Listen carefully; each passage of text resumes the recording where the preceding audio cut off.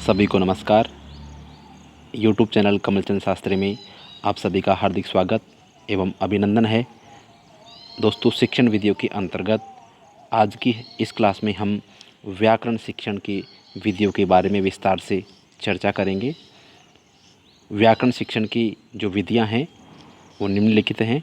Number 1 सूत्र विधि, 2 पारायण विधि, number 3 पाठ्यपुस्तक विधि, नंबर 4 आगमन विधि, नंबर 5 निगमन विधि। ये 5 विधियाँ व्याकरण शिक्षण की हैं, जिसमें से पहली विधि है सूत्र विधि। अयम विधि प्राचीन अस्ति। यह जो विधि है प्राचीन विधि है। व्याकरण शिक्षण की प्राचीन विधि कौन सी है? सूत्र विधि है। और इसके अन्य नाम के बारे में हम जानें तो अन्य नाम है दोस्तों कंठस्थीकरणम। सूत्र विधि का अन्य नाम क्या है? कंठस्थीकरणम। अस्मिन् विधौ व्याकरण नियमानां सूत्र रूपेण कंठस्थीकरणम क्रियते।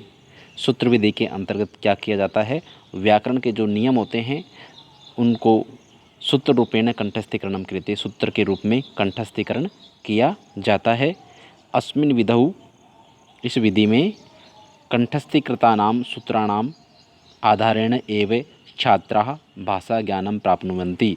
इस विधि में कंठस्थीकृत जो सूत्र हैं उनके आधार पर ही छात्र भाषा का ज्ञान प्राप्त करते हैं। अस्मिन् विधौ सामान्यतः विशेषं प्रति इति शिक्षण सूत्रस्य अनुकरणं भवति। इस विधि में जो शिक्षण सूत्र है वह है सामान्यतः विशेषं प्रति, सामान्यत विशेषं प्रति। ये जो शिक्षण सूत्र है इसके अनुसार ही शिक्षण कार्य होता है। अयम विधि उच्च स्तरीय छात्राणां कृते अत्यंत उपयोगी अस्ति। यह जो विधि है सूत्र विधि उच्च स्तरीय छात्रों के लिए अत्यंत उपयोगी होती है। अनेन विधिना छात्रा व्याकरण शास्त्रे प्रवीणतां प्राप्नुवन्ति। इस विधि के द्वारा छात्र व्याकरण शास्त्र में क्या करते हैं? प्रवीणता प्राप्त करते हैं। इस विधि के दोष के बारे में बात करें तो दोस्तों यह जो विधि है यह अमनोवैज्ञानिक विधि है। अस्मिन् विधौ कंठस्थीकरणे अत्यधिकं बलं प्रदीयते। और यह विधि का दोष है कि इसमें जो कंठस्थीकरण है उस पर अधिक बल दिया जाता है, अधिक जोर दिया जाता है। बार बार किसी चीज़ को कंठस्थ याद की जाती है। यह इस विधि का दोष है। अगली विधि है नंबर 2 पर पारायण विधि। कौन सी विधि है? पारायण विधि है। और पारायण विधि इसमें है संहिता पद क्रमानुसारेण वैदिक मंत्राणाम सस्वर पाठन एवं पारायणम कथ्यते। जो पारायण विधि होती है वो संहिता, जो वैदिक होता है, संहिता पद क्रमानुसारेण, संहिता पद क्रम के अनुसार वैदिक जो मंत्र होते हैं उनको क्या किया जाता है? स्वैसर पाठन किया जाता है, स्वैसर पढ़ा जाता है। एवं पारायणम कथ्यते, मतलब स्वैसर जो पढ़ा जाता है उसे ही क्या कहते हैं? पारायण कहते हैं। और पारायण विधौ केचन नियमः पालनीया भवन्ति। पारायण जो विधि होती है केचन मानी कुछ, नियमः पालनीया भवन्ति, कुछ नियम पालन करना पड़ता है, कुछ नियमों को मानना पड़ता है, उनका पालन करना पड़ता है। पारायण विधौ भूमौ शयनीयं भवति, मतलब पारायण विधि जब करते हैं तो भूमि पर शयन करना पड़ता है, भूमि पर सोना पड़ता है, ज़मीन पर सोना पड़ता है।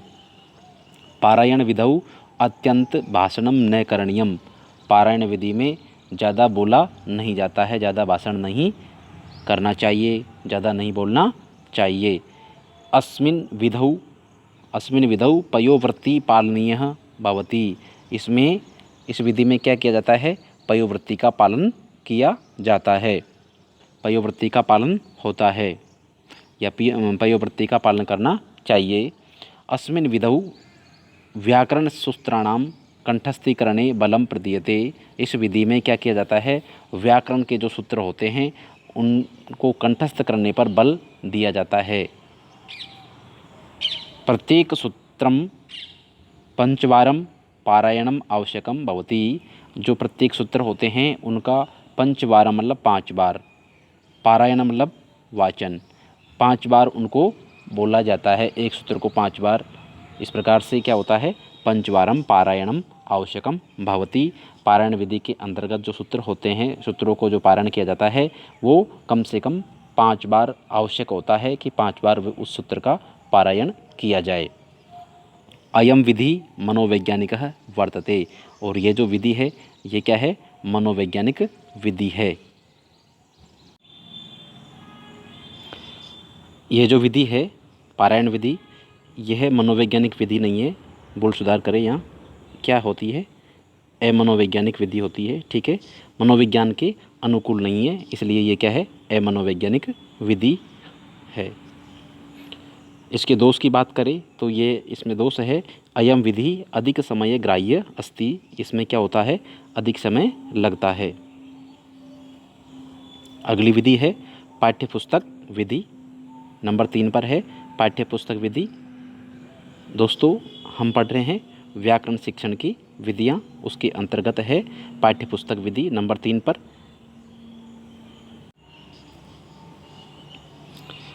सूत्रोदाहरणैः सह अभ्यासपूर्वकम पाठयति। अस्मिन् विधि में क्या किया जाता है, इस विधि में, पाठ्यपुस्तक विधि में सूत्रोदाहरणैः सह, सूत्र और उदाहरणों के साथ में अभ्यासपूर्वक पढ़ाया जाता है। और यह जो विधि है, यह विधि पाठ्यपुस्तक विधि क्या है, प्राथमिक स्तर के लिए उपयुक्त है। अस्मिन् विधौ स्वाध्यायस्य अभ्यासः भवति, और इस विधि में क्या होता है, पाठ्यपुस्तक क्या करती है, स्वाध्याय की अभ्यास भी, मतलब पाठ्यपुस्तक से क्या होता है, स्वाध्याय का अभ्यास भी हो जाता है, हमारे साथ में रहती है, इसलिए हम उसमें घर पर भी अभ्यास कर सकते हैं, स्वाध्याय कर सकते हैं। अस्मिन् विधौ समयस्य सदुपयोग भवति, और ये पाठ्यपुस्तक जो विधि है इसमें क्या होता है, समय का सदुपयोग होता है। अस्मिन् विधौ प्राप्त ज्ञानम स्थिरम भवति, और पाठ्यपुस्तक विधि में जो प्राप्त ज्ञान होता है वह क्या होता है, स्थिर होता है। बढ़ते हैं अगली विधि की ओर, और अगली विधि है नंबर 4 पर आगमन विधि। व्याकरण शिक्षण की बहुत ही महत्वपूर्ण विधि है आगमन विधि, और इसमें से लगभग प्रश्न पूछे जाते हैं।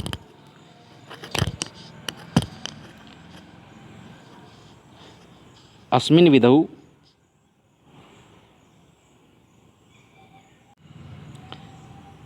विधौ शिक्षकः सर्वप्रथमम् उदाहरणानि तत्पश्चात् नियमः सूत्राणि च उपस्थापयन्ति। मतलब इस विधि में क्या किया जाता है, सबसे पहले शिक्षक उदाहरणों को प्रस्तुत करता है, क्या करता है, उदाहरण प्रस्तुत करता है, और उसके बाद में नियम सूत्राणि च उपस्थापयति, नियम सूत्रों को उपस्थापित करता है या नियम सूत्रों को बताता है। और इसकी बात करें तो दोस्तों आगमन विधि में क्या होता है, सबसे पहले तो उदाहरण आता है, ठीक है, क्या होता है, उदाहरण प्रस्तुत किए जाते हैं, और उसके बाद में क्या किया जाता है, नियम निर्धारण किया जाता है, क्या किया जाता है, नियम का निर्धारण किया जाता है। ठीक है, और ये जो विधि है वह क्या है, मनोवैज्ञानिक विधि है, मनोवैज्ञानिको अयम विधि। और आगमन जो विधि है उच्च स्तरीय उपयुक्त अस्ति, उच्च स्तर के लिए यह विधि क्या है, उपयुक्त है। अस्मिन् विधौ छात्राः उदाहरणं दृष्ट्वा स्वयमेव नियमानाम् अन्वेषणं कुर्वन्ति। इस विधि में जो छात्र होते हैं उदाहरणों को देख करके अपने आप ही स्वयं ही नियमों का अन्वेषण करते हैं, नियम बनाते हैं, नियमों की खोज करते हैं कि किस प्रकार से इस उदाहरण में कौन सा नियम बना है।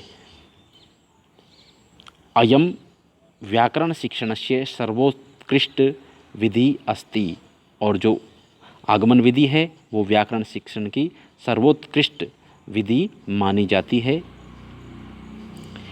अनेन विधिना प्राप्तम ज्ञानम चिरम स्थिरम च भवति, और इस विधि के द्वारा जो ज्ञान प्राप्त किया जाता है वह स्थायी रहता है और बहुत दिनों तक रहता है। चिर मतलब होता है बहुत दिनों तक रहता है और स्थिर रहता है।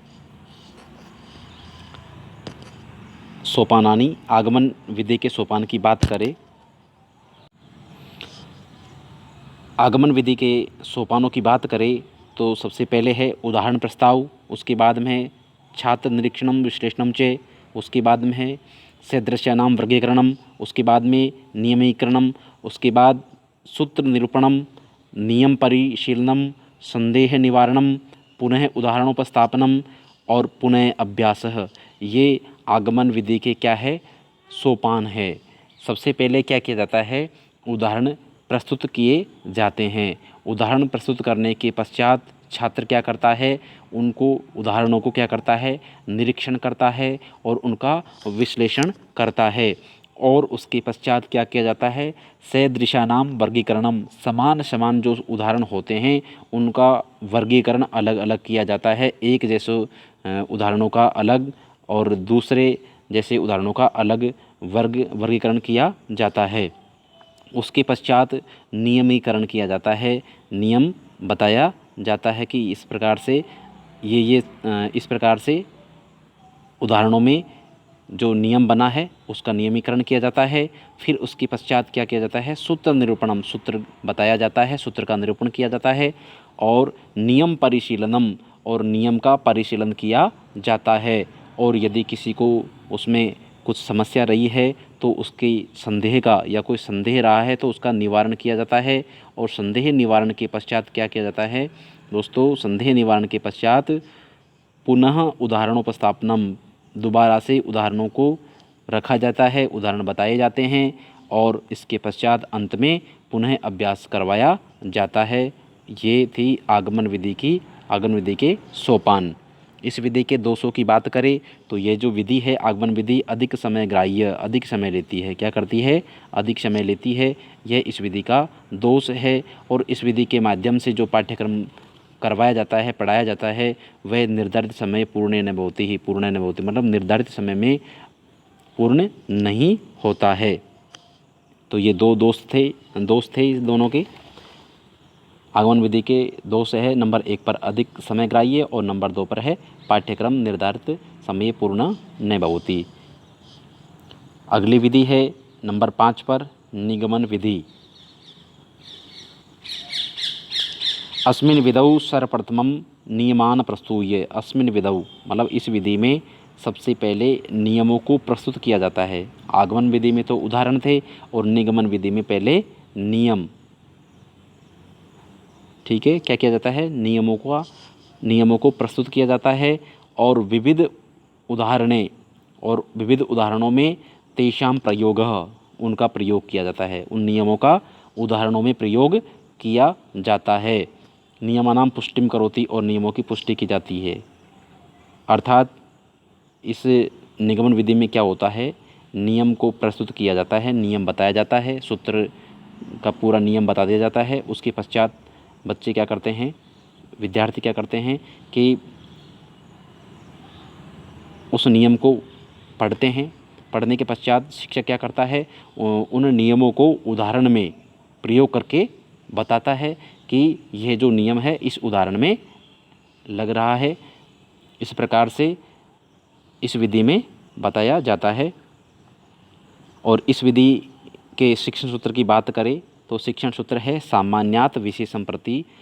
इस शिक्षण सूत्र के माध्यम से निगमन विधि में अध्यापन कार्य करवाया जाता है, पढ़ाया जाता है।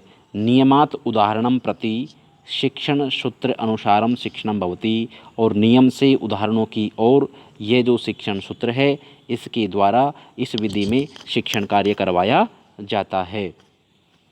अस्मिन् विधौ अल्प समये एव सम्यक व्याकरणम ज्ञानम भवति। इस विधि के द्वारा कम समय में ही सम्यक व्याकरण का पूरा ज्ञान हो जाता है। निगमन विधि जो है वो उच्च कक्षाणां कृते उपयुक्त अस्ति, उच्च कक्षा के लिए क्या है, उपयुक्त है। अयम विधि आगमन विधि पूर्वकः विधि अस्ति। यह जो विधि है आगमन विधि की पूरक विधि मानी जाती है। महर्षि पतंजलिना निगमन विधि माध्यमेन महाभाष्य लिखितम। महर्षि जो पतंजलि है उसने जो महाभाष्य लिखा है वो निगमन विधि के द्वारा ही लिखा है, निगमन विधि में ही लिखा है। निगमन विधि के सोपानों की बात करें तो इसमें नंबर 1 पर सोपान है नियम बोधनम, नियम बताया जाता है। नंबर 2 पर नियम स्पष्टीकरणम, नियम को स्पष्ट किया जाता है, नियम का स्पष्टीकरण किया जाता है। फिर उसका नियम निरीक्षणम, उसके पश्चात क्या किया जाता है, नियम का निरीक्षण किया जाता है। और फिर उसके पश्चात नंबर 4 पर नियम परीक्षणम, नियम का परीक्षण किया जाता है, उदाहरणों में अप्लाई किया जाता है, उदाहरणों में उनका प्रयोग करके बताया जाता है। फिर क्या है, उदाहरणानि, और उदाहरण बताए जाते हैं और फिर उसका प्रयोग किया जाता है, प्रयोग होता है उस नियम का, और उसके बाद में क्या होता है, अभ्यास करवाया जाता है। ये इस निगमन विधि के 7 सोपान थे। नंबर 1 पर नियम बोधन, नियम स्पष्टीकरण 2, नंबर 3 पर नियम पर निरीक्षणम, नंबर 4 पर नियम परीक्षणम, नंबर 5 पर उदाहरणानि, नंबर 6 पर प्रयोगः, नंबर 7 पर अभ्यास है। एग्जाम की दृष्टि से इन सभी को आप क्रम से याद रखें और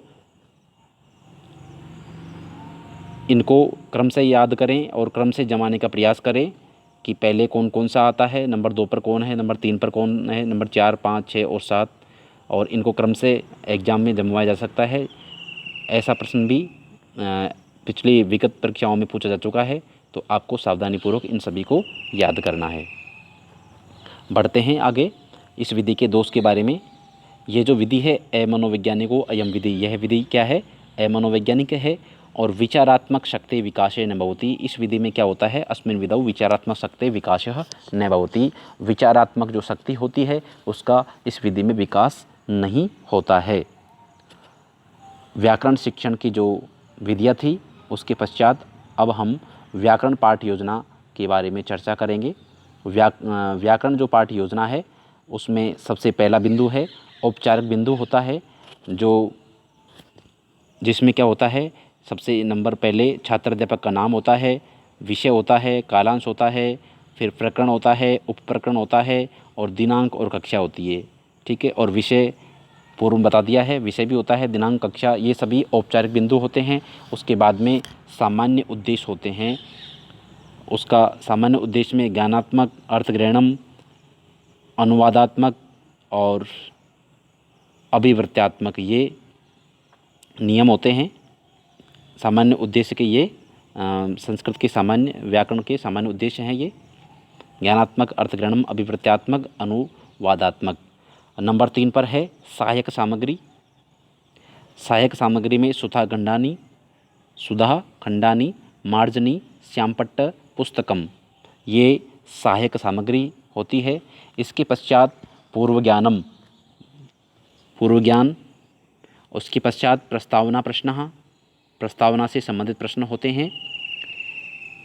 इसके पश्चात उद्देश्य कथनम, उद्देश्य कथन कहा जाता है कि इस पाठ योजना का क्या उद्देश्य है, जो टॉपिक पढ़ रहे हैं उसका उद्देश्य क्या है। और प्रस्तावना में जो प्रश्न पूछे जाते हैं वो अंतिम प्रश्न क्या होता है, समस्यात्मक होता है। क्या होता है, समस्यात्मक होता है। और पूर्व ज्ञान जो टॉपिक पढ़ रहे हैं, जो बिंदु पढ़ रहे हैं उससे संबंधित पूर्व ज्ञान या पिछली कक्षा का जो ज्ञान है उसके बारे में पूछा जाता है। प्रश्न नंबर 7 नहीं, टॉपिक नंबर 7, इसमें जो है बिंदु नंबर 7 प्रस्तुतिकरणम। इसके बाद में प्रस्तुतिकरण किया जाता है, विधि चयनम और विषय प्रस्तुतिकरण। प्रस्तुतिकरण में क्या होता है, विधि का चयन किया जाता है और विषय को प्रस्तुत किया जाता है। फिर इसके बाद में बोध प्रश्न होता है या इन्हें पुनरावृत्ति प्रश्न भी कहते हैं। और फिर नंबर 9 पर है मूल्यांकन प्रश्नानि और 10 पर है गृह कार्यम। ये थे व्याकरण पाठ योजना के 10 बिंदु, क्रम से आपको याद रखना है। इसमें भी परीक्षा में पूछा जाता है कि बोध प्रश्न या फिर उद्देश्य कथनम, विधि चयनम, इसके क्रम से आपको जमाने के लिए, या फिर कोई सा बिंदु पूछा जाता है कि आपको इनमें से कौन सा बिंदु किस शिक्षण विधि से या किस पाठ योजना से संबंधित है। जैसा कि सौंदर्यानुभूति जो प्रश्न होते हैं वो पद्य में पूछे जाते हैं, तो ये आपको ध्यान रखना है। इस प्रकार से ये आज की क्लास में इतना ही। धन्यवाद।